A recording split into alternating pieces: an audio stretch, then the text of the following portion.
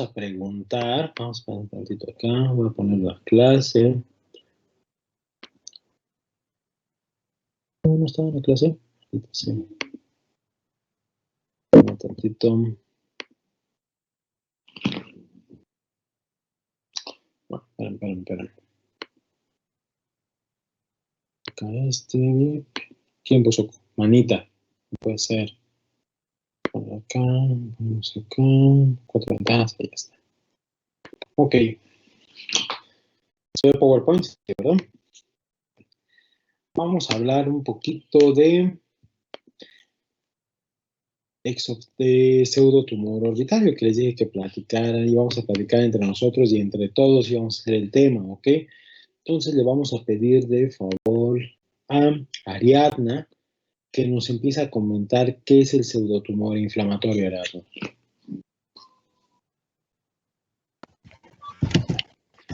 Sí, doctor.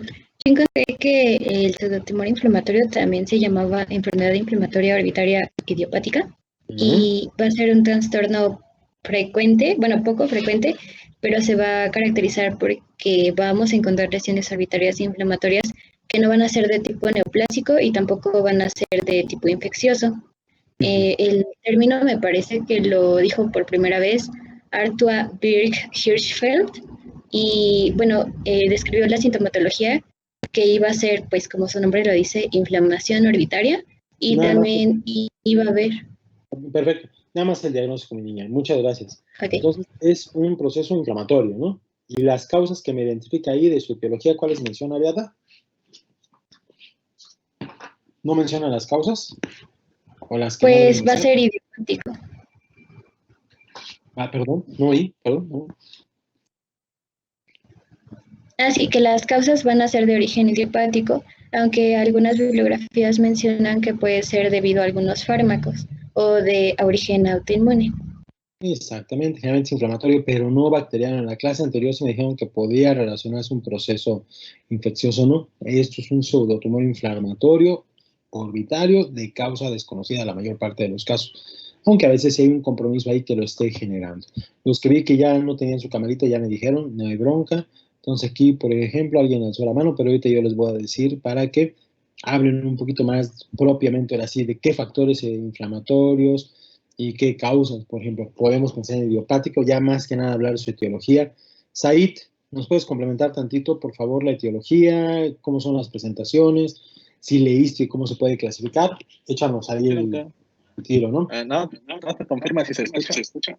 Todo bien, todo bien. Ok, bueno, en cuanto a la etiología, aparte de enfermedades autoinmunes, también vi que podía darse por el uso de algunos fármacos como los bisfosfonatos, inclusive en aquellas personas que habían sido tratadas por quimioterapia, inclusive aquellas personas que pudieron o están en tratamiento bajo litio, o encontré inclusive que puede provocarse en aquellos por asbesto. Y en cuanto a las manifestaciones o a los tipos, depende del sitio al nivel del cual pues afecte este tumor. Se puede presentar tanto a nivel apical, puede afectar tanto el nervio óptico, la esclera, y si hay algunas situaciones en las cuales pues va a afectar a varias estructuras y se puede determinar como inespecífico. Y me falta el de la glándula lagrimal, en el cual se pierde por completo el borde de la glándula. Glándula, exactamente. Es uno de los más comunes, ¿eh? En esa zona es muy común que se presente el pseudotumor, pero lo que se descartaría del adenocarcinoma o una tumoración o una inflamación de glándula lagrimal es que al tocar duele. Y generalmente este pseudotumor no duele la inflamación, pero sí duelen las manifestaciones que está condicionando en el ojo. Entonces sí molesta propiamente el globo ocular. Gracias, Aid. ¿Alguien más leyó una clasificación con respecto o tiene ahí apuntado en su computadora o en su celular o en su cuaderno con respecto a su clasificación histológica, Docs?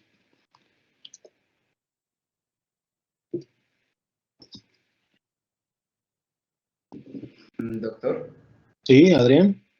Sí, bueno, más que histológica encontré que se podía clasificar de acuerdo a las estructuras principalmente afectadas. Okay. La clasificación que encontré fue miocítica, adenitis lagrimal, inflamación orbitaria anterior, apical o difusa. Ok. ¿Tienes Cada- algunas definiciones de ahí de cada una de ellas, Adrián? ¿Mande, perdón? ¿Tienes definición ahí de cada una de ellas o no las tienes? Sí, realmente, bueno, características generales, por ejemplo, en la miocítica, pues como su nombre lo dice, la alteración está más presente en la parte muscular, en engrosamiento de los músculos extraosculares, y pues con esto la sintomatología, dolor con movimientos, diplopía, proptosis e incluso edema palpebral. Eso en la miocítica. En la dentitis lagrimal, pues bueno, aquí sobre todo se ve afectado el cuadrante temporal superior de la órbita y el fornix, y pues también va a causar con dolor, sensibilidad, ¿sí? Y bueno, también proptosis. En la inflamación orbitaria anterior, principalmente la alteración está en globo y órbita anterior, se puede dar incluso desprendimiento de retina, hay edema palpebral, disminución de la visión, uveitis y tendinitis, así como papilitis. Ok, perfecto. ¿Me ayudó un doctor? ¿Iba a comentar algo más, Adrián? ¿Mandé? No, bueno, ya. Creo que Diana también tiene levantada su mano. Ya vi que la tengo levantada, pero no quiero ir a Diana. A ver, Diana, bueno, ya, cuéntame. Bueno, yo en base a la clasificación histológica encontré que hay una clásica en la cual se caracteriza por tener una multicelularidad. Entre los que destacan son los linfocitos maduros, que están bien diferenciados, igual las células plasmáticas e incluso histocitos o macrófagos se pueden encontrar ahí, y en la granulomatosa es en la que hay como una respuesta celular más por histocitos y algunas células multinucleadas, y precisamente se forman granulomas. Y en la esclerosante es más que nada porque hay depósitos de tejido conectivo y también hay infiltrado pericelular en ese, y ya hay fibrosis como tal, parte de colágeno ahí inmaduro. Y la otra clasificación histológica es la inespecífica, en la que no cumple con ninguna de estas características de celularidad antes mencionadas. Perfecto, muy bien, igual Adrián Gasga, muy bien. La otra doctora Diana había alzado la mano también y ya se colgó. Diana Cordero.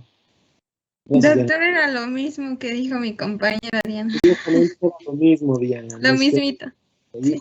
Bueno, está bien. Le había pedido a un doctor de la clase anterior si podía, había un cuadro de donde lo había sacado, a ver si lo puede tener y lo compartir. Si no, cosa, pues ténganlo ahí recordado, si no, yo les busco. Ahorita de todos modos les voy a subir un artículo que encontré para ver si les sirve. Igual es del de voy a tener suerte y es el que salió y es el que les voy a compartir.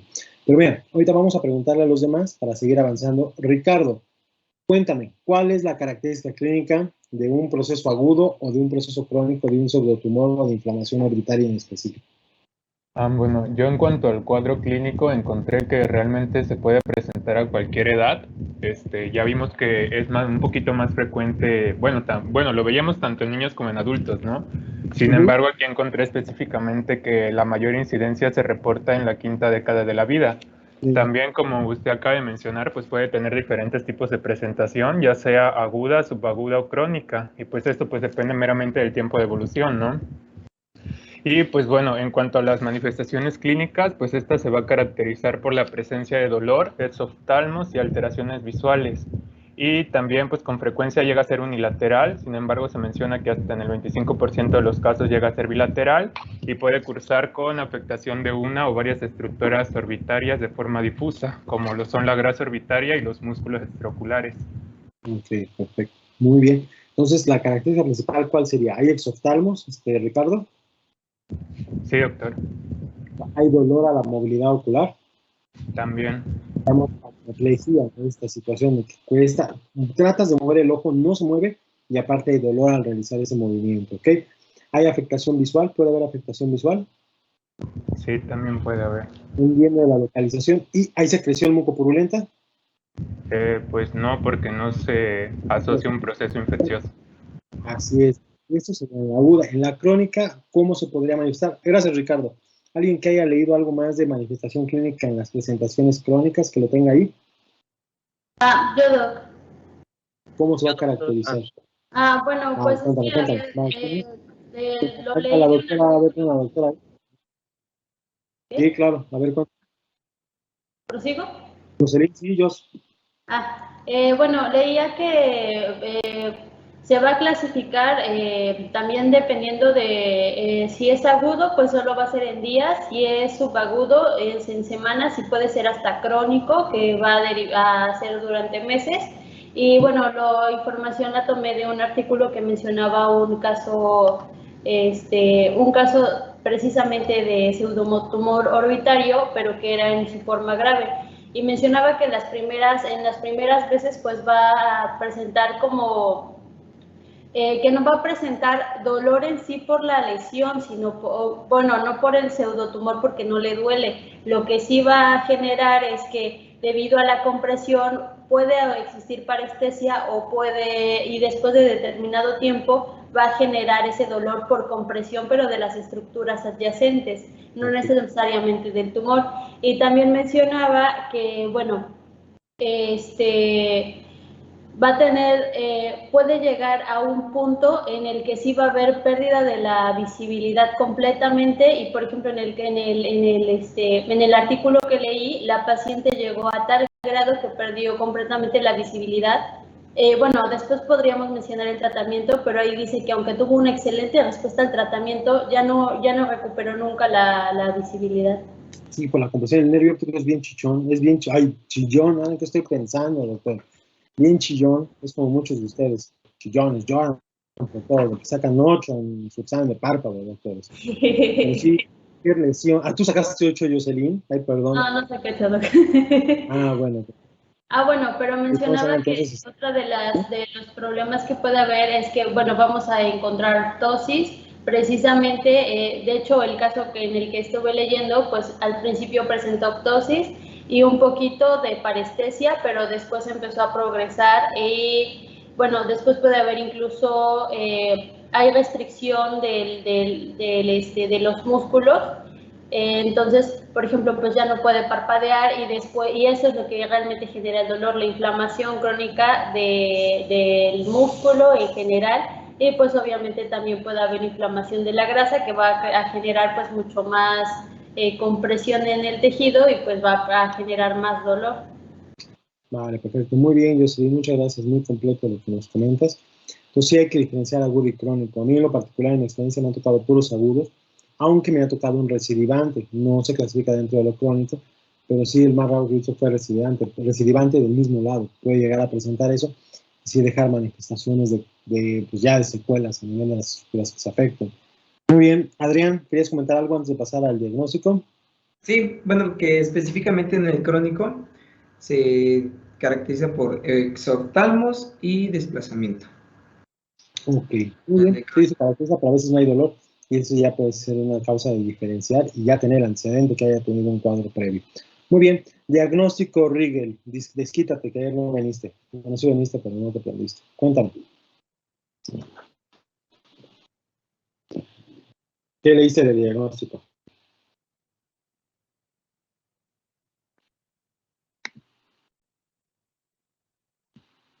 Ya.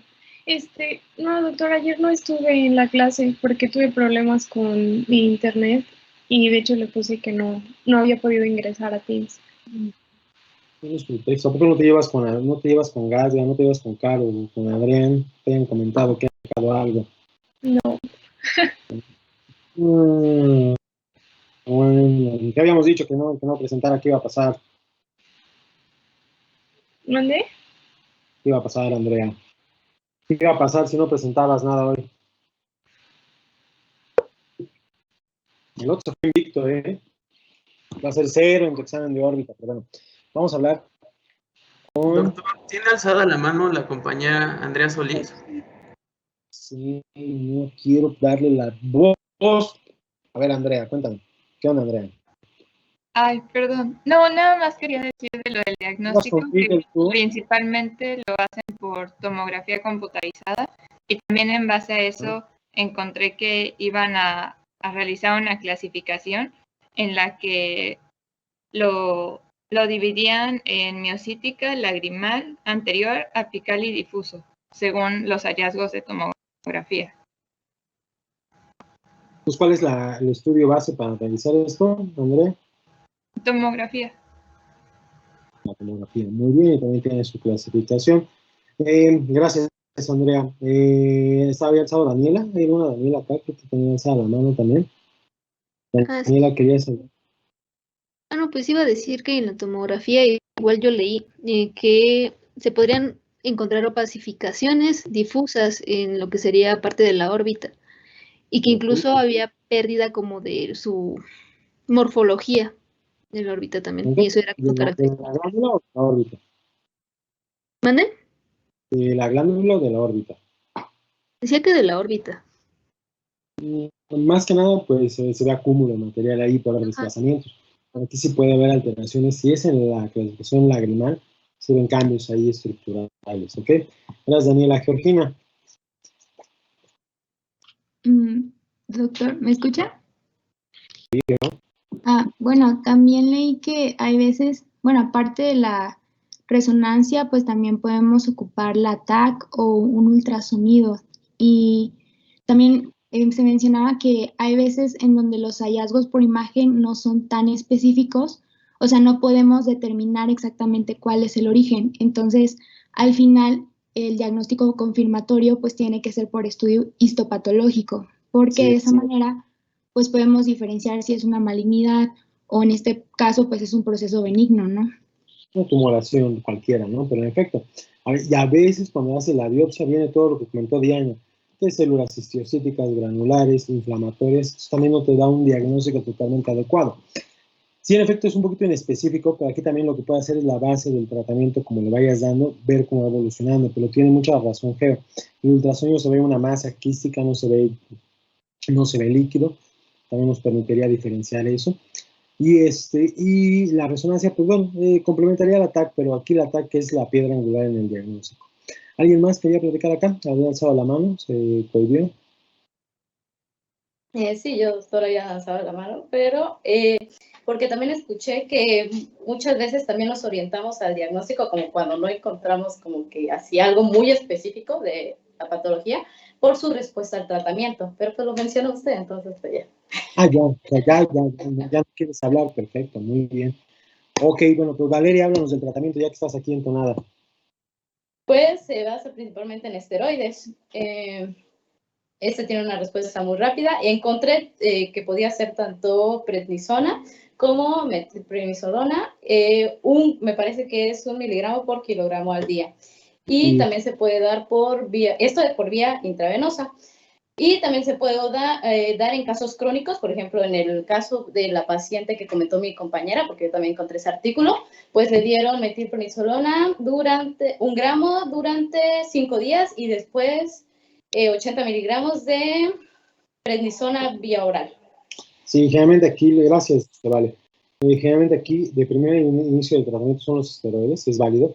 Realmente aquí sí es bien importante darlo intravenoso. En sistémico, al igual como platicaba con sus compañeros anteriores de la neuritis óptica, el darle tratamiento tomado no le va a funcionar absolutamente de nada. Entonces, si vamos a darle esteroide, agarrarnos de donde sea y decir, bueno, o decirle al internista que lo cheque, que desquite antes de que se lo descuente Coppel, ver cómo reacciona adecuadamente con los bolos de metilprednisolona, porque sí les va bastante bien y es lo que a veces evitamos llegar a un diagnóstico de punción o de diagnóstico histopatológico feo, porque a los días, 2, 3, 4 días se empieza a remitir y al remitirse el exoftalmo se desaparece y el ojito vuelve a su posición normal. Entonces a veces ya no llegamos a realizar este tipo de biopsias, solo lo hacemos en los procesos crónicos. Pero sí es más válido iniciar tratamiento esteroideo sistémico, bolos de metilprednisolona, 1000 miligramos al día, 1 gramo al día. Generalmente dice pasar en 6 horas, yo dejo en 24 horas. No me meto en broncas, lo vamos pasando. En un día que pasa 1 gramo, desde 1000 miligramos, 1 gramo. Control por el médico internista para que no haya ningún problema. Y nada más eso, doctores. Es lo único que ayuda. Al tercer día que ya hemos acabado de dar los bolos, ya le podemos agregar el tratamiento sistémico, doctores. Y eso es muy semejante a lo que vamos a platicar en las neuritis ópticas. Es el manejo adecuado. Ahora, a ver, Daniela, ¿quieres comentar algo más?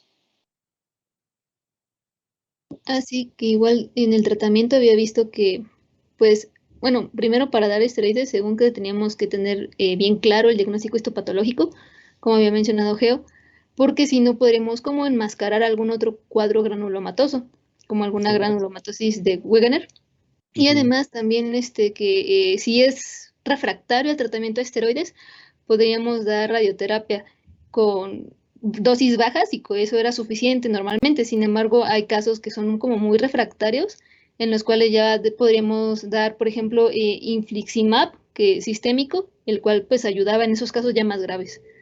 Perfecto, aquí te da una situación, por ejemplo, yo en el IMSS ahorita, por ejemplo, tengo una sospecha de una fractura de órbita con un traumatismo. Y dices, bueno, se sonó y se le infló la región orbitaria, pues supongo que hay una fractura por ahí, ya sea de pared interna o pared inferior. Voy a hacer la tomografía, y la tomografía de urgencia se la dieron mañana para ir por cita para ver cuándo se la hace. Entonces, yo en estos pacientes que tengo un exoftalmos unilateral así agudo, severo, que no tiene secreción, yo dispongo eso, yo la verdad aplico aquí, me agarro, y tienes mucha razón lo que dices, puede dar una refractariedad en el diagnóstico, se puede enmascarar el diagnóstico, pero prefiero mejor agregarle un poquito de esteroide un día, esperar rápido mi resonancia, insistir para tener mi resultado de mi tomografía, le pido una radiografía que no va a servir de nada, pero yo justifico, y por lo menos le doy una protección de un día, máximo 2 días, en lo que tenga yo el estudio. Lo más seguro, en mi experiencia, lo más seguro siempre la atinamos y es un pseudotumor. Que a una granulomatosis es bien, bien difícil, no se da mucho en el medio, aunque se puede presentarse, y tiene mucha razón lo que dice la doctora, pero a veces en medio institucional es atacar y descartar, ¿no? O si no, eso es generalmente cuando no tenemos opción de mandarlo a otro lugar. Si tenemos opción de mandarlo a tercer nivel con el orbitorio y el oculoplástico, pues lo mandamos inmediatamente y ya que se haga bolas, ¿no? Pero lo ideal es tratar de atacarlo por lo máximo, ¿no? O sea, tratar de ayudarle lo más rápido posible. Y a veces, como les digo, incluso con el primer bolo de esteroide, se va remitiendo un poquito. Pero sí tiene mucha razón la doctora ahí. Kenia, cuéntame, ¿qué más quieres comentar? Bueno, es que encontré que en la presentación esclerosante ahí podría ser necesaria la cirugía y ese sería el tratamiento del excipian. Sí, por la destrucción que puede presentar infiltrativa y puede afectar el globo ocular. Va a haber algunas manifestaciones que son una celulitis, un pseudotumor inflamatorio, está muy pegadito cerca del globo ocular y condiciona procesos inflamatorios. Entonces ahí sí hay que retirarlo. Igual en los crónicos, ya que se hayan confirmado que es un proceso crónico, igual se tiene que hacer una resección del material que tengamos ahí. Pues sí es bastante válido, Kenia, ¿vale? Roberto, ¿algo más que quieras complementar? Sí, doctor. Nada más respecto a la tomografía, como usted dijo que era la base para el diagnóstico, pero también de unos hallazgos importantes en los cuales podemos hablar de la tomografía, como nos dijo Andrea acerca de los de la clasificación que se le da. Por ejemplo, cuando hay inflamación anterior, vamos a ver que hay una infiltración irregular. Si es de manera apical, puede haber una infiltración de una manera más del vértice orbitario, o por ejemplo en el difuso no hay tanto problema, porque en el difuso es como si todo literalmente es difuso, o sea, se ve por ahí en la imagen que tiene una afectación básicamente de toda la órbita. Sin embargo, lo que a mí me pareció interesante es que dice que sí se ve la afectación en la órbita, sin embargo, hay una ausencia de erosión del mismo hueso, que es lo que se puede ver en la tomografía. Casi no hay destrucción. A diferencia de otros tipos de neoplasias o crecimientos que sí pueden destruir hueso, ¿no? Muy bien, gracias, doctor. Kenia. Ya por último, Kenia. ¿Qué más? No, doctor, ya, es que no bajé mi mano. Rápido nada más, Adrián o alguien más, porque tienes Sí. Antes, ¿algún otro tipo de tratamiento que se puede utilizar o que se emplea en este tipo de pacientes, independientemente de los esteroides, del procedimiento quirúrgico que habló la doctora? ¿Qué más se podía pensar en algún momento y que también en el IMSS los tenemos totalmente pues, como que fuera del alcance? ¿Qué otro tipo de tratamientos? Los antiinflamatorios no esteroideos en casos leves. Tenemos la bronca, pueden ayudar un poquito, pero sí, pero ¿qué otro tipo de medicamentos leyeron ustedes? Inmunomoduladores. Inmunomoduladores, ¿como cuáles? Pues, no sé, metotrexate, ciclofosfamida o ciclosporina también. Muy bien, ¿y algún otro que hayan leído por ahí? Independientemente de esos. Daniela había comentado. Podría ocupar la... ¿Era Luis? Ajá, la hialuronidasa, pero era acompañada con corticosteroides. Corticosteroides, muy bien. ¿Y Adrián, otra cosa? Gracias, Luis. No, doctor. Bueno, yo tengo una pregunta, pero ahorita. A ver, bueno, ¿alguien leyó algo de radioterapia? Sí, también. A ver, Adrián, a ver, ahorita vi de la radioterapia, cuéntanos, ¿qué duda tienes? La encontré también en un reporte de caso, que en ciertas situaciones donde no había respuesta nula a corticosteroides, también radioterapia se podía emplear, solo que pues esta ya implica más problemas. Pero ya realmente de los casos que a mí me han tocado ver, que se han sido algunos, con el esteroide resuelven. No sé si sea muy buena suerte o por coincidencia del destino realmente, me he evitado llegar a que se cronifique o a que tenga este tipo de situaciones. No quiere decir que le atine al esteroide y mejore, ¿no? O sea, considero que el esteroide ayuda bastante. Si detecta a tiempo y sin miedo puede ayudar, pero sí siempre confirmar el diagnóstico con un diagnóstico de imagen que a veces no es tan preciso. ¿Okay? Adrián, ¿cuál es la pregunta que tenías? Sí, doctor. Es que, bueno, sabemos que esto, como su nombre lo dice, es una inflamación idiopática, ¿no? Entonces, para llegar al diagnóstico de esta enfermedad tuvimos que haber ya descartado todas las afectaciones de la mnemotecnia vein, vascular, endocrino, inflamatorio, infeccioso y neoplásico, ¿no? Entonces, yo encontré que, pues, hacía un bonchezote de pruebas de laboratorio o se recomendaban antes de establecer ya el diagnóstico de inflamación orbitaria idiopática, ¿no? Entonces, ¿qué tan común, doctor, es que se realicen estas realmente, ¿no? Porque encontré que, sobre todo, por ejemplo, pruebas para descartar procesos reumatológicos, que sabemos afectan muchísimo a las estructuras oculares, o, no sé, aquí mencionaba, por ejemplo, recuento de serie leucocitaria, plaquetas, calcio, pruebas de función hepática, BSG, PCR, anticuerpos BR3, IgG4, calizocil. Casi ninguno de esos se pide más que los más comunes, Álvaro. Pero al igual, mientras lo pides, das el tratamiento. Entonces, lo más común es que ya salga enmascarado el resultado. Para mí lo que me preocupa es la exposición aguda que tiene el ojito. Entonces, realmente tienes mucha razón en pedir toda la batería de estudios, pero generalmente a veces, uno, ni están disponibles en las unidades hospitalarias, y dos, me preocupa más mejorar el proceso inflamatorio. Y ahí, pues ahí vamos descubriendo un poquito a poco que Dios no lo quiera se vaya a presentar. Pero sí, lo ideal es investigarlo, pero a veces la gravedad de la presentación o de lo aparente que está a la salida del ojito nos hace mejor atacar el diagnóstico y en el inter investigarlo con lo más común que tengamos ahora. ¿Vale? Doctor, tengo una duda. ¿Existe algún tipo de inmunoterapia o anticuerpo monoclonal? Sí se utiliza, pero solo únicamente lo he leído y lo han comentado realmente en los textos. Realmente en el seguro nunca llegamos a manejar la monoterapia. No sé si alguien de ustedes en sus artículos leyó de esto, además del metrotexato y todo, porque sí, algunos de sus compañeros de la clase anterior se lo leyeron. ¿No lo tienen ustedes? Vi que era infliximab, pero no sé bien contra qué va o contra. Exactamente. Es un ¿cómo se llama? Es de eso sí leí, es un anti-TNF alfa, ¿no, doctor? El infliximab.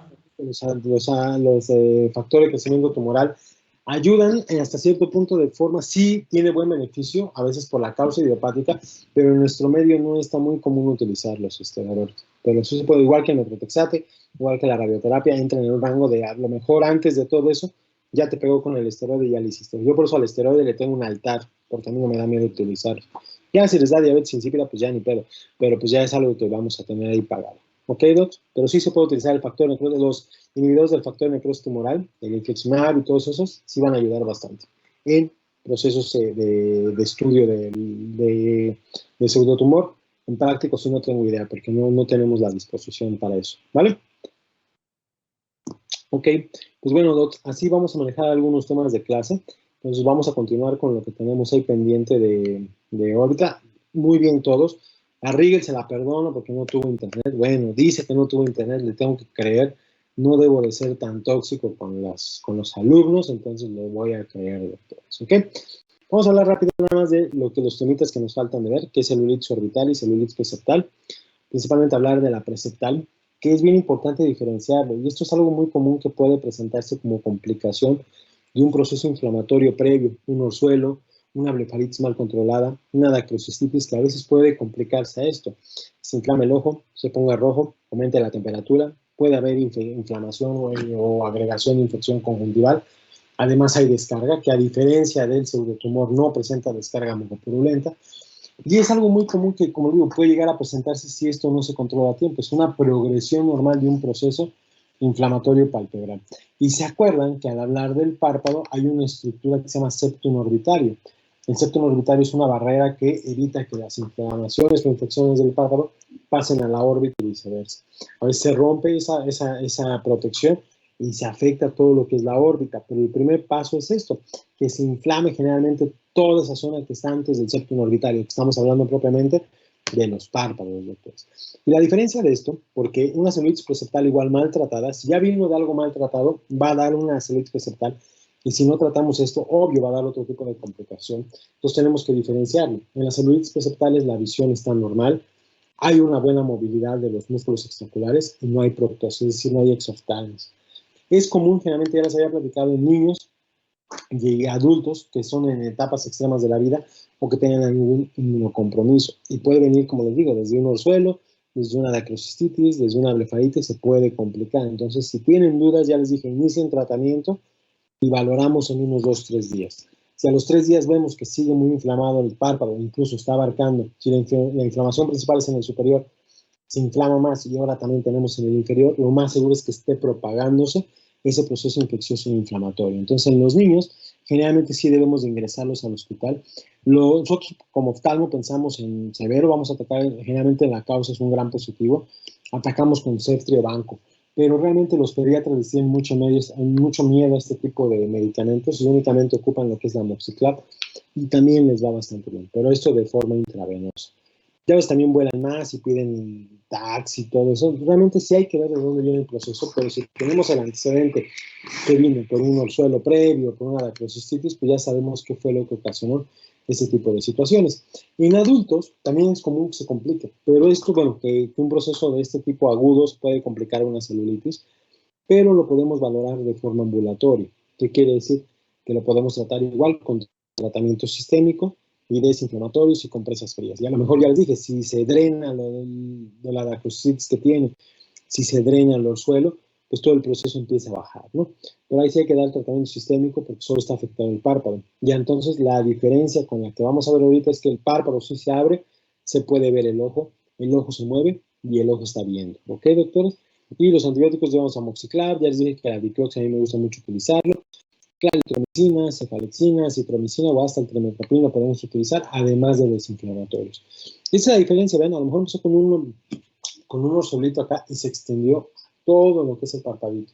Pero la diferencia aquí es que si lo abre, hay poquita secreción, hay movilidad ocular, pero ya está en un proceso inflamatorio. Y esto generalmente puede complicarse a esto, que es una celulitis orbitaria, que aquí sí ya va a haber una causa propiamente de exoftalmos, doctores. Y generalmente es por una infección relacionada con el aparato respiratorio, pero no todas las veces. Como les digo, a veces viene como una extensión de un mismo suelo, de una dacrocistitis o de una blefaritis, ¿ok? Y siempre esta celulitis orbitaria es complicación de una celulitis preseptal. Los agentes etiológicos más comunes, estafilococo, estreptococo y haemophilus. Y vean aquí la diferencia con este párpadito que sí lo puede abrir, ¿no? Aquí el párpado está totalmente eritematoso, tiene muy mal estado general el paciente, no puede abrir el ojito por sí solo, se lo abrimos el ojo y el ojito se va hacia afuera, tiene abundante secreción y la movilidad está disminuida y también puede haber afectación visual por compromiso de las fibras nerviosas en el nervio óptico. Entonces, esto sí es una verdadera urgencia porque puede dañar, como ya vimos, puede dañar las fibras del nervio óptico y también puede extenderse hacia cavidad craneal y darnos una neuroinfección, doctores. Aquí es una tosis secundaria al proceso inflamatorio, se abre el ojito y sale hacia adelante, descartar que no haya ningún proceso aquí de infección de senos, tanto etmoidales como malares, pero se va a presentar con fiebre, dolor, restricción y va a presentar también afectaciones visuales y sobre todo el exoftalmo. Diagnósticos clínicos, ya sabemos que la más severa es una orbitaria a diferencia de la preseptal. Estos todos los pacientes sí hay que ingresarlos, adultos, niños hay que ingresarlos, hay que hacer una tomografía, ver si de ahí viene directamente de una zona de proceso de vía respiratoria o si ya tenemos el antecedente o lo detectamos en ese momento que venga por el ojito. En fin y al cabo vamos a dar el mismo manejo.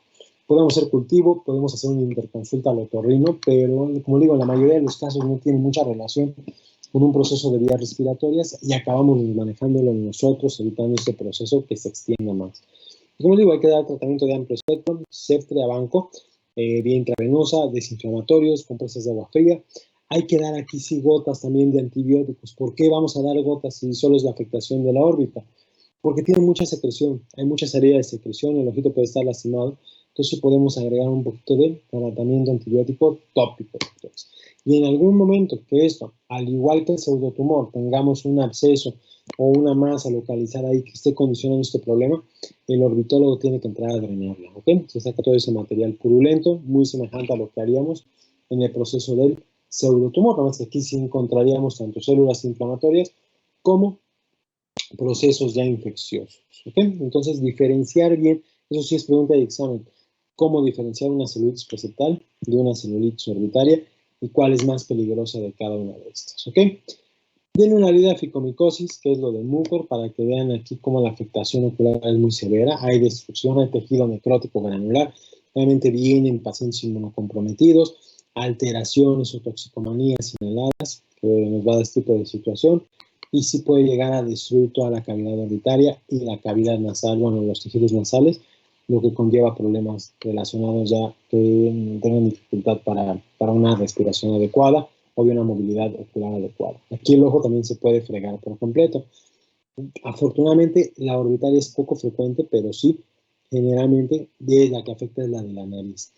A pacientes que, por ejemplo, tengan una inflamación muy severa, que no puedan abrir el ojito, que no se detecte mucha secreción, pero sí tengan la exoftalmos así, y pacientes jóvenes con toxicomanías o inmunocomprometidos, sí pensar en esto, ¿no? Y ver, hacer una biopsia del tejido granular que está ahí totalmente necrosado y ver, para antes de abordar la zona de órbita, si es que hay acúmulo de material ahí de proceso inflamatorio, igual con IFAS, ver, hacer el diagnóstico y tratar con tratamiento antifúngico, pero la destrucción aquí sí es bien, bien importante. Los tumores generalmente van a ser benignos, aunque va a haber ya destructivos, los que invaden y destruyen relativamente la órbita. De los benignos vamos a encontrar los dermoides, los epidermoides y los teratomas. Una característica de estos es que van a tener algo que se llama coristomas, que son alteraciones en el desarrollo del crecimiento. Vamos a ver tejido extra en una zona donde no debe de haber. Vamos a platicar de esos igual en conjuntiva y córnea, que son muy comunes los coristomas de córnea. Pueden ser quísticos, pueden ser sólidos. Y uno de los más comunes es el tumor dermoide. El tumor dermoide es esto, no sé si lo alcanzan a ver, es esta bolita que se ve acá y esta bolita que se ve acá. A veces los pacientes llegan más que nada por el aspecto cosmético, no tanto por una alteración funcional, porque está bien hacia atrás, está bien atrás del reborde orbitario. Hay que descartar una afectación de glándula lagrimal. A diferencia de la glándula lagrimal, se siente más inflamada, se palpa por debajo del reborde orbitario. Aquí en estos tumores se palpa el reborde orbitario, aquí, en las de glándula lagrimal sobresale la tumoración ahí, hay un proceso más inflamatorio local.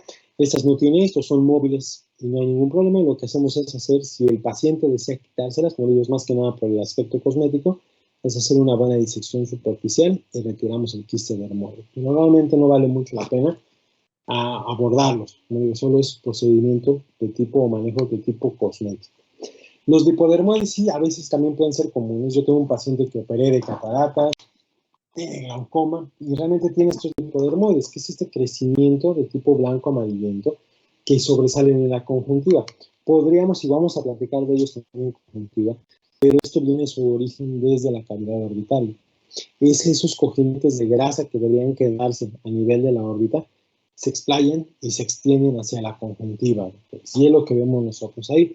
Este paciente que les digo tiene sus dos cositas aquí sobresalidas, no le molestan, dice, no doctor, nunca me han molestado, entonces no se retiran, doctor. Hay que darle lubricación y todo porque se pueden inflamar. Pero es un paciente que estoy hablando, tiene 70 años. Bueno, tenía, no sé cuántos años tenga, no sé si todavía está con nosotros, pero ya tenía 70, 71 años. Entonces realmente estos solos iguales se van a operar si el paciente tiene molestia sintomática. Nunca van a llegar a afectar la visión del ojito, nunca tienen alteraciones a la movilidad, pero a veces se puede llegar a confundir con una carnosidad que vamos a ver ya en conjuntiva. ¿Okay? Estos son un poco frecuentes, los epidermoides, de naturalezas diferentes. El teratoma, que empieza el freak show, realmente también es poco frecuente. A mí me tocó ver un niño muy parecido, pero más que nada yo lo meto al rango de otra afectación que vamos a ver, que es un linfangioma. El ojito totalmente salido, vean aquí, tiene exoftalmos unilateral, algo lo está empujando, y el problema es que se puede retirar el tumor que está empujando el ojito, pero a veces el ojo ya queda muy alterado, entonces el ojo ya no queda con viabilidad visual, y sí tenemos que pensar en un proceso mucho más invasivo en estos niños, ¿ok? También son poco comunes. Los hemangiomas aquí sí vamos a verlo, principalmente el capilar. Habíamos platicado un poco de estos hemangiomas cuando hablamos de párpado, que una pequeña bolita en la piel palpebral, pero también tenemos estos que se extienden directamente desde la órbita, afectan toda la anatomía estructural del parpadito y también están dentro de la cavidad orbitaria. Se relacionan con manchas tipo color fresa, se ven rojitos, si llora el niño aumenta más de tamaño. Y aquí hay dos opciones de manejo. Generalmente las inyecciones de esteroides, que aquí sí tienen una aplicación lógica para ver si desinflamamos esto, o valorar un procedimiento quirúrgico. A medida de que crece el macizo facial puede ir disminuyendo también, no queda totalmente limpio, pero va disminuyendo esa apariencia de destrucción palpebral. Yo igual tengo una paciente ya de edad adulta, hace mucho tiempo que la vi, llegaba con sus lentes, se quitaba los lentes, andaba siempre con gafa oscura, tenía un hemangioma capilar orbitario, ya con el párpado totalmente destruido, parecía coloboma, se hizo resección, se aplicaron esteroides, pero realmente nunca mejoró esa situación. Entonces sí hay que vigilar que no presenten más cambios sin seguir protegiendo al ojito, pero sí puede llegar a presentar. Les comentaba a sus compañeros que les voy a buscar una imagen para que vean la evolución de cómo se maneja con el esteroide en el niño, y si se atiende a tiempo puede ser que tenga un buen beneficio. Pero ya en adultos ya es de muy difícil manejo y el tratamiento quirúrgico es muy lacerante, o sea, se lastima más el párpado de lo que está. Los cavernosos bien se dirigen desde la cavidad craneal, extienden por el canal óptico, por las hendiduras y van empujando al ojito, y lo que nos van a dar propiamente es una proptosis. Generalmente se llega a acumular dentro del cono muscular, aparece en la cuarta década de la vida, y esto ya lo tiene que entrar a operar junto con el oculoplástico, con el neurocirujano. Y es el cuadro que les confundía al niño, que les decía que me tocó ver así. No era mío, me tocó verlo de chismoso, porque yo sí me gusta el chismecito, y si hay algo ahí, me pongo a ver qué es en el consultorio de oftalmo. Una proptosis, un niño de 1 año y medio, no tenía esa protección, de repente se salió, el ojito no estaba tan lastimado, y podría ser la causa de esto, que son a veces quistes que se forman en la cavidad orbitaria, llenos de linfa y de sangre, se rompen, tienen una coloración más oscura que la sangrecita, y al reventar y al llenar la cavidad orbitaria, pues ¿qué va a pasar? Lo que les dije, se sobrepasa esa capacidad y ahora se empuja el ojito hacia adelante. Una opción de esto es que se van reabsorbiendo por sí solos, y a medida que se van reabsorbiendo, el tumor, la proptosis también se va resolviendo de forma importante. En los tumores orbitarios, el glioma de nervio óptico, que se relaciona mucho con la neurofibromatosis, y vean acá, aquí es un crecimiento importante del nervio óptico, destruye el canal óptico y va empujando al globo ocular hacia adelante. Realmente estos pacientes ya tienen una afectación visual importante, o si se retira junto con el neurocirujano puede quedar libre, podemos volver a reposicionar el ojito, pero ya el daño visual que condicionó esto ya queda muy alterado. Entonces hay que tener mucho cuidado en este tipo de situaciones. Los neurofibromas, que va a haber crecimientos igual ahí, aquí es proptosis.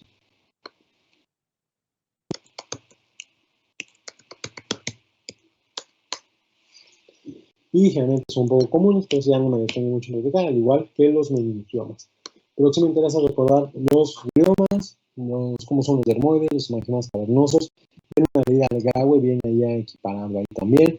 Ver lo que platicaron o investigaron ustedes del celulotumor, diferenciarlo de celulitis orbitaria y preseptal, ver lo de la exophthalmopatía de Graves, cómo manejarlo, cómo diagnosticarlo, cuáles son los auxiliares de diagnóstico importantes para esto, cuál es la anatomía de la órbita, qué pasa por cada uno de los agujeros que forman las uniones de los dos de la órbita. Todo es bien importante para su examen. Creo que no les he subido la clase de órbita en PowerPoint, ya se la subí en video, pero se me olvidó subirlas, ya se las subo ahorita. El examen es hasta la próxima semana. Ya la próxima semana vamos a empezar a ver conjuntiva. Conjuntiva y córnea son los dos temas más perros de esto, porque son muchas diapositivas. Conjuntiva son 150, 170 diapositivas. Entonces, probablemente en algún día sí vamos a abarcar un miércoles. Yo ya les voy a decir qué miércoles, vamos a vernos toda la semana para avanzar, tanto en conjuntiva como en córnea, ¿ok? Aunque no los quiero saturar mucho, las clases virtuales me hacen una buena forma de aprender. Yo sí estoy a favor de esto, pero sí se hace muy pesado. Entonces, sí considero que ver los 3 días y hablar aquí con mi pizarrón, ahí es medio denso. Entonces vamos distribuyéndolo, pero para estos dos temas sí, probablemente sí nos veamos, cumplimos nuestra semana normal, ya les iré avisando si se va a hacer así o no se va a hacer así. Mañana entregan su tarea de aparato lagrimal, por favor, entréguenla bien, y nos veríamos el lunes, y hasta el otro miércoles su examen de órbita y de aparato lagrimal, junto con su dibujo de órbita, ¿vale? ¿Dudas, preguntas? Perfecto, doctor. No, doctor. Dígame solo, doctor Roberto. No, digo, no, doctor. Ninguna duda. Perfecto, doctor. Gracias, qué bueno que apoyaron. Nos vamos. Bye. Gracias, doctor. Buena tarde.